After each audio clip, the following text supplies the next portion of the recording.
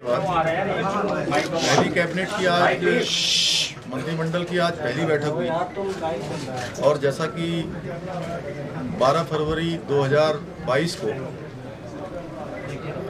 मैंने और मेरी पार्टी ने उत्तराखंड की देवतुल्य जनता के समक्ष ये हमने संकल्प लिया था कि हमारी नई सरकार के गठन होते ही हम यूनिफॉर्म सिविल कोड उत्तराखंड के अंदर लेकर आएंगे।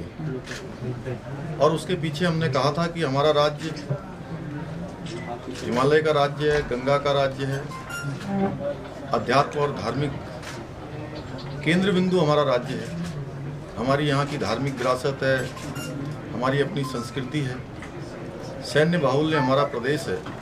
प्रत्येक परिवार से कोई न कोई सेना में है, किसी के घर का बेटा है, किसी की बेटी है, किसी का चाचा है, किसी के पिता हैं। वो हिंदुस्तान के किसी न किसी कोने में सेना में जाकर या अर्धसैनिक बलों में, सेना में या अन्य किसी फोर्सों में जाकर अपनी सेवाएं देश को दे रहे हैं। वहीं हमारा राज्य दो अंतर्राष्ट्रीय सीमाओं से भी लगा हुआ है।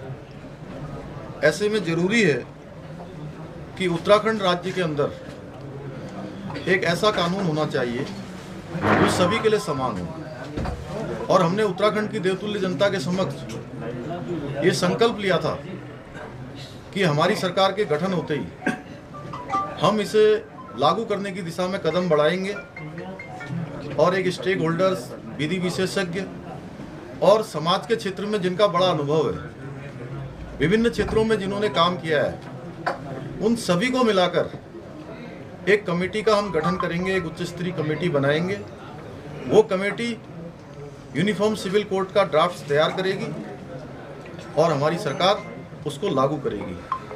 भारत के संविधान के अनुच्छेद 44 में भी राज्य सरकारों के लिए इसका प्रावधान किया गया है कि राज्य सरकारें अपने प्रदेश में इस प्रकार की व्यवस्था को लागू कर सकती हैं और केंद्र को प्रस्ताव भेज सकती हैं। साथ ही बीच बीच में माननीय उच्चतम न्यायालय के द्वारा भी इस पर लगातार नाराजगी व्यक्त की गई थी कि यूनिफॉर्म सिविल कोड लागू नहीं हो पा रहा है। इसलिए हमने तय किया, आज हमारी सरकार ने, आज मंत्रिमंडल ने हमने तय किया कि हम जल्द से जल्द इसको लागू करेंगे। और आज मंत्रिमंडल ने हमने सर्वसम्मति से प्रस्ताव ये पारित कर दिया है।